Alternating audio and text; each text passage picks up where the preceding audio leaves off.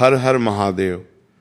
भक्तों, भले ही सावन सोमवार का व्रत रखना या न रखना, लेकिन सावन के चौथे और सबसे महत्वपूर्ण आखिरी सोमवार के दिन शिवलिंग से एक गुप्त चीज लिए बिना घर मत लौटना। मान्यता है कि जो भक्त सावन के चौथे यानी अंतिम सोमवार के दिन श्रद्धा और नियम पूर्वक इस गुप्त चीज को अपने घर लेके आता है, उसके घर में भगवान शिव और माता पार्वती की विशेष कृपा बनी रहती है। जीवन की अनेक परेशानियां धीरे धीरे समाप्त होने लगती हैं और सुख समृद्धि का आगमन होता है। अगर आप भी चाहते हैं कि सावन के इस अंतिम पड़ाव पर भगवान भोलेनाथ और मां पार्वती का विशेष आशीर्वाद आपको मिले, तो इस वीडियो को अंत तक जरूर देखें, क्योंकि आज हम आपको उस गुप्त चीज के बारे में बताएंगे जिसे सावन के चौथे आखिरी सोमवार के दिन शिवलिंग से घर लाना बेहद शुभ माना गया है। भक्तों, इस बार 30 जुलाई से सावन का पावन महीना प्रारंभ हो चुका था और अब सावन अपने अंतिम पड़ाव पर पहुंच चुका है। सावन का तीसरा सोमवार 17 अगस्त को था और चौथा तथा अंतिम सोमवार 24 अगस्त को पड़ने जा रहा है। ये अंतिम सोमवार अपने आप में अत्यंत सिद्ध, शुभ और फलदायी माना जाता है। धार्मिक मान्यताओं के अनुसार इस दिन भगवान शिव और माता पार्वती की पूजा अर्चना करने से कई गुना अधिक पुण्य फल प्राप्त होता है। ऐसे में एक ऐसी गुप्त वस्तु है जिसे शिवलिंग के पास से विधि विधान के साथ घर लाना अत्यंत शुभ माना गया है। तो ऐसे में सावन के इस आखिरी सोमवार के विशेष अवसर पर इस बात को बिल्कुल भी नजरअंदाज मत करना, आगे आपकी मर्जी। दोस्तों देखिए, बात ऐसी है कि हमारी जिम्मेदारी सिर्फ आपको सही और धार्मिक जानकारी देने की है। अब ये आपके ऊपर है कि आप इस बात को मानते हैं या नहीं। लेकिन एक बात निश्चित है, अगर आपने इस उपाय को श्रद्धा और नियम के साथ किया तो भगवान शिव की विशेष कृपा आपके घर पर सदैव बनी रहेगी। दोस्तों, पूज्य गुरु जी ने भी अपने प्रवचनों में बताया है कि सावन के आखिरी सोमवार के दिन भगवान शिव की पूजा के बाद शिवलिंग से जुड़ी इस गुप्त वस्तु का विशेष महत्व होता है। और भक्तों, इस बार सावन के अंतिम सोमवार के दिन को हल्के में लेने की भूल बिल्कुल मत करना, क्योंकि इस बार सावन का अंतिम पड़ाव अत्यंत शुभ संयोग में हो रहा है। इसीलिए विशेष रूप से शिव भक्तों को इस दिन कुछ खास नियमों का पालन करना चाहिए और उस गुप्त वस्तु को सही विधि से घर लाना चाहिए। यदि कोई भी स्त्री या पुरुष बिना जानकारी के इस महान अवसर को यूं ही गंवा देता है तो वो भगवान शिव की विशेष कृपा से वंचित रह सकता है। हमारे हिंदू धर्म में सावन के अंतिम सोमवार को भगवान शिव की पूर्ण अनुकंपा और मनोकामना पूर्ति के लिए अत्यंत महत्वपूर्ण माना गया है। यदि कोई भी भक्त इस दिन श्रद्धा और विश्वास के साथ भगवान शिव की पूजा करके शिवलिंग से इस गुप्त चीज को अपने घर लाता है तो उसके जीवन में सुख, शांति, धन, समृद्धि और सकारात्मक ऊर्जा का वास होने लगता है। खासकर शिव भक्त और सुहागिन महिलाएं इस बात का विशेष ध्यान रखें, क्योंकि ये उपाय अत्यंत शुभ और कल्याणकारी माना गया है। तो दोस्तों, आप लोग इस वीडियो को हल्के में बिल्कुल मत लेना। साथ ही जानेंगे कि शिवलिंग सेवक कौन सी गुप्त चीज घर लानी चाहिए, उसे किस विधि से लाना चाहिए और घर में कहाँ रखना चाहिए, जिससे भगवान शिव की कृपा सदैव आपके परिवार पर बनी रहे। साथ ही इस वीडियो में हम जानेंगे कि इस उपाय को करते समय कौन कौन सी गलतियां बिल्कुल नहीं करनी चाहिए, क्योंकि छोटी सी भूल भी इस उपाय का पूरा फल समाप्त कर सकती है। साथ ही भक्तों, हम आपको इस वीडियो में बताएंगे कि सावन के इस तीसरे और चौथे आखिरी सोमवार के दिन कौन से 3 विशेष कार्य जरूर करने चाहिए जिससे भगवान भोलेनाथ शीघ्र प्रसन्न होते हैं। तो भक्तों, आज का ये वीडियो बहुत ही ज्ञानवर्धक और आपके जीवन के लिए लाभदायक साबित होने वाला है, इसलिए आप अपने फायदे के लिए इस वीडियो को अंत तक जरूर देखकर जाइएगा।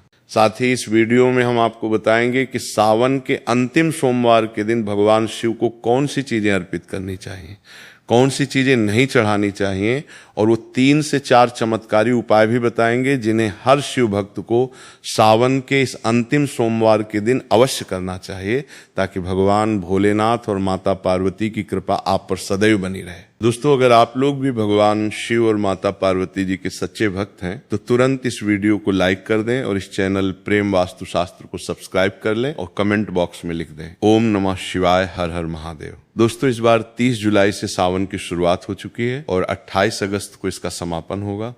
इस सावन में 4 सोमवारी व्रत पड़ रहे हैं। पहला सावन सोमवार 3 अगस्त को था, दूसरा 10 अगस्त को, तीसरा सावन सोमवार 17 अगस्त को है और चौथा एवं सबसे महत्वपूर्ण अंतिम सोमवारी व्रत 24 अगस्त को है। कहा जाता है कि सावन के इस महीने में और विशेष रूप से तीसरे व चौथे अंतिम सोमवार के दिन किसी भी व्यक्ति ने भगवान भोलेनाथ की थोड़ी सी भी पूजा साधना या क्रिया कर ली तो उस व्यक्ति के जीवन की सभी मनोकामनाएं पूर्ण हो जाती हैं। उस व्यक्ति के जीवन के हर कष्ट खत्म हो जाते हैं और उस व्यक्ति के जीवन में धन आना शुरू हो जाता है। सबसे पहले आपको भगवान भोलेनाथ के मंदिर जाना होगा। ये जितने भी उपाय आपको बताए जाएंगे ये मंदिर के उपाय होंगे।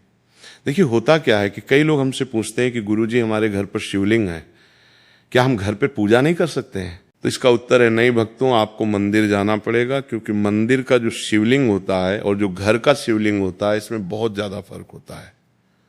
जो मंदिर का शिवलिंग होता है दोस्तों, इसकी जो ऊर्जा और एनर्जी होती है वो आपके घर के शिवलिंग से करोड़ों गुना ज्यादा होती है। इसमें ऐसी दिव्य और सकारात्मक ऊर्जा होती है जिसके सामने अगर आप थोड़ी सी भी पूजा करते हैं तो तुरंत ही उसका फल आपको मिलता है और आपके जीवन की हर परेशानी चली जाती है। तो आपको जितने भी आज उपाय बताए जा रहे हैं आपके जीवन की परेशानी को खत्म करने के लिए और आपकी मनोकामना पूर्ति के लिए, उस उपाय के लिए तो आपको मंदिर ही जाना पड़ेगा। सावन का अंतिम सोमवार ऐसा पावन दिन है कि इस दिन अगर आप मंदिर जाके भगवान भोलेनाथ की पूजा आराधना कर रहे हैं तो मान के चलिए दोस्तों, आपके जीवन में कभी कष्ट आ ही नहीं सकता। पूरे साल आपके घर पर अन्न धन का भंडार बना रहेगा। तो आपको क्या क्या ले जाना है वो कहीं पे लिख लीजिए, क्योंकि दोस्तों अगर आपने एक भी गलती कर दी तो आपकी पूजा संपन्न मानी नहीं जाएगी। दोस्तों सबसे पहली चीज जो भगवान भोलेनाथ के लिए आपको जल ले जाना है सावन सोमवार के दिन। कई लोग हमसे ये कहते हैं कि गुरुजी जल तो शिवालय में भी मिल जाता है, शिव मंदिर में मिल जाता है।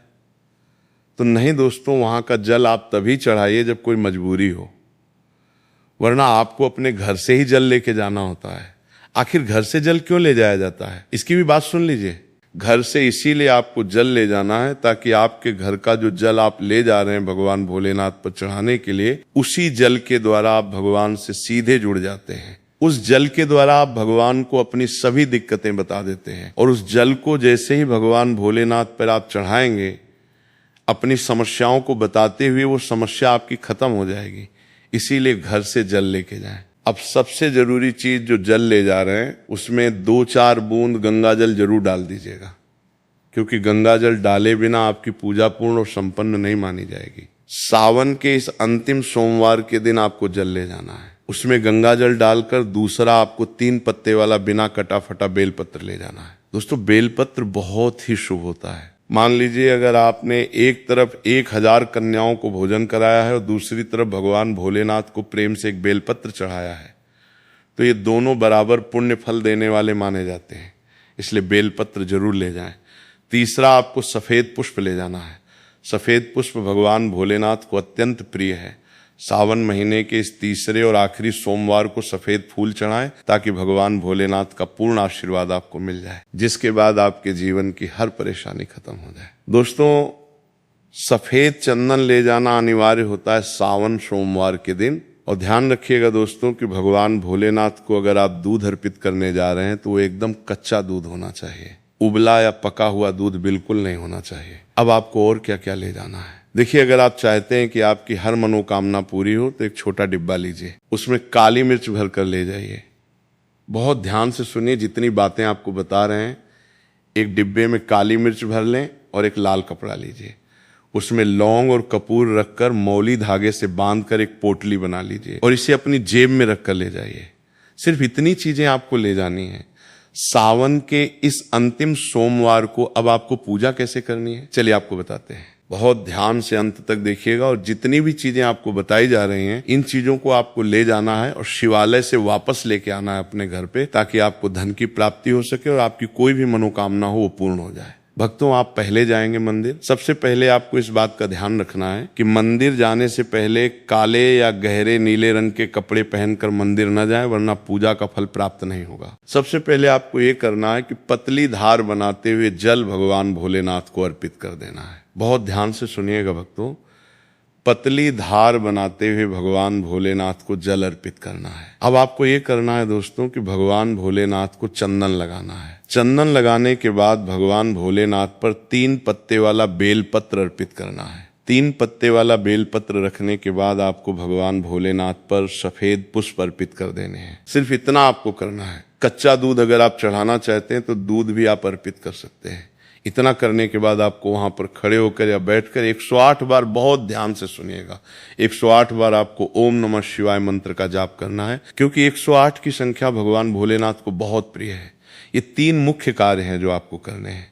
अब आपको क्या करना है, जो काली मिर्च का डिब्बा आप घर से ले गए हैं, उस काली मिर्च के डिब्बे को शिवालय की जो जलधारी से गिरता हुआ शिव जल है, जो शिवलिंग से बहकर नीचे आ रहा है, उसी शिव हरि के जल से उस डिब्बे को स्पर्श छुआना कराना है और अपनी जेब या थैले में वापस रख लेना है। ये जो लाल पोटली आप बना कर ले गए हैं लौंग और कपूर की, इसको भी शिवलिंग के नीचे बहते जल से स्पर्श कराना है और वापस रख लेना है। अब आपको क्या करना है, जिस लोटे में आप जल या दूध लेके गए थे उसमें आपको भगवान भोलेनाथ के शिवलिंग से जो जल नीचे गिर रहा है, भक्तों ध्यान रखिएगा, शिवलिंग से बहकर नीचे गिरते हुए उसी पावन जल की थोड़ी सी बूंदें या थोड़ा सा जल अपने लोटे में वापस ले लेना है। यही वो सबसे गुप्त और पवित्र चीज है जिसे आपको शिवलिंग से वापस घर लाना है। भक्तों, मान लीजिए आप ये सोच रहे होंगे कि कई लोग वहां पर जल चढ़ा रहे हैं, तो इस बात की आप चिंता न करें, क्योंकि भगवान भोलेनाथ के शिवलिंग का स्पर्श करके जो जल नीचे गिरता है वो साधारण जल नहीं रहता, वो साक्षात अमृत बन जाता है।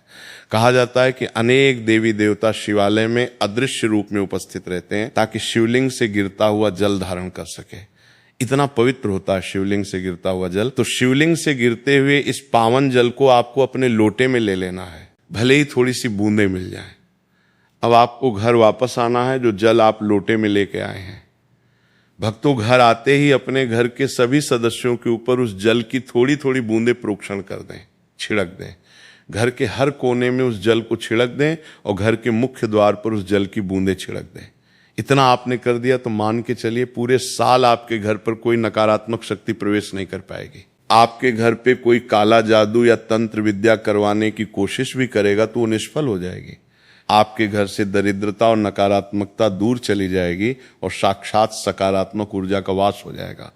अब ये जो काली मिर्च आप भगवान भोलेनाथ जी के शिवलिंग के जल से स्पर्श करा कर लाए हैं, इसको अपने घर के पूजा घर में सुरक्षित रख दें। इस काली मिर्च के डिब्बे में से 2 दाने निकालकर जब भी आप किसी बड़े शुभ कार्य के लिए निकले, जैसे बिजनेस मीटिंग के लिए जा रहे हो, नौकरी के इंटरव्यू के लिए जा रहे हो, या किसी कोर्ट कचहरी व बड़े काम के लिए जा रहे हो, तो उन काली मिर्च के दानों को घर के मुख्य द्वार से बाहर फेंककर पैर से दबाकर निकल जाइए। मान के चलिए आपके काम में जो भी बाधाएं आने वाली होंगी वे बाधाएं भगवान भोलेनाथ के आशीर्वाद से अपने आप हट जाएंगी और आप जिस कार्य के लिए भी जाएंगे उसमें आपको 100% सफलता मिलेगी। दोस्तों, भगवान भोलेनाथ का यहाँ पर आपको साक्षात आशीर्वाद मिलेगा। सावन के इस तीसरे और चौथे आखिरी सोमवार के दिन यदि आप शिवलिंग पर गन्ने का ताजा रस अर्पित करते हैं तो माता लक्ष्मी आपके घर में साक्षात स्थिर हो जाती है और दरिद्रता कितनी भी बड़ी हो या कर्ज का पहाड़ कितना भी ऊंचा हो, वो महादेव के सामने घुटने टेक देता है। यदि आपको लगता है कि आपके घर में पितृदोष है या राहु केतु की महादशा चल रही है या बनते काम ऐन वक्त पर बिगड़ जाते हैं, तो जल के अंदर थोड़े से काले तिल मिला के ओम नमः शिवाय का 108 बार जाप करते हुए सावन के अंतिम सोमवार को शिवलिंग पर अर्पित करें। अब बात करते हैं शिव जी के सबसे प्रिय और दिव्य फल धतूरे की। लोग अनजाने में पैरों से कुचलकर जितने मर्जी धतूरे शिवलिंग पर चढ़ा देते हैं, जो कि पूरी तरह गलत और वर्जित है। शास्त्रों के अनुसार शिवलिंग पर धतूरा हमेशा विषम संख्या में ही चढ़ाना चाहिए, जैसे कि केवल 1, 3 या 5 धतूरा असल में इंसान के भीतर छिपे काम, क्रोध, लोभ, मोह और अहंकार रूपी जहर का प्रतीक है। जब आप विषम संख्या में धतूरा चढ़ाते हैं तो आप अपनी इन मानसिक बुराइयों को महादेव के चरणों में सौंप रहे होते हैं। इसके साथ ही सावन के इस अंतिम सोमवार में पंचामृत का भोग लगाना चाहिए, जिसमें शुद्ध गाय का कच्चा दूध, गाढ़ा दही, घर का शुद्ध घी, शहद और मिश्री शामिल हो। ये सभी सामग्री शिव जी को अत्यंत तृप्त करती है। लेकिन याद रखें कि पंचामृत में कभी भी बाजार के डिब्बा बंद या मिलावटी चीजों का इस्तेमाल भूलकर भी ना करें। सावन के महीने में बेल पत्र का महत्व तो बच्चा बच्चा जानता है, लेकिन बेल के वृक्ष की जड़ में जो तांत्रिक, सुरक्षात्मक और अलौकिक शक्तियां होती हैं उसके बारे में बहुत कम लोग जानते हैं। सावन के तीसरे या चौथे आखिरी सोमवार को सुबह सूर्योदय से पहले उठकर स्नान करके बेल के प्राचीन वृक्ष के पास जाएं। वहां धूप दीप जलाकर प्रार्थना करें और उसकी जड़ का एक छोटा सा टुकड़ा लकड़ी या हाथ से प्यार से मांग कर ले आए। उस टुकड़े को गंगाजल और गाय के कच्चे दूध से धोकर पहले शिवलिंग से स्पर्श कराएं और फिर उसे महादेव का प्रसाद मानकर वापस ले लें। इसके बाद उस टुकड़े को चांदी, तांबे या पीतल के किसी ताबीज के अंदर भरकर काले या लाल धागे की मदद से अपने गले में या दाहिनी बाजू पर बांध लें। ये कोई साधारण लकड़ी नहीं रह जाती, ये साक्षात महादेव का त्रिशूल और सुरक्षा कवच बन जाती है। इस ताबीज को धारण करने के बाद दुनिया की कोई भी बुरी नजर, टोना टोटका, भूत प्रेत या नकारात्मक शक्ति आपके आसपास भी नहीं भटक सकती।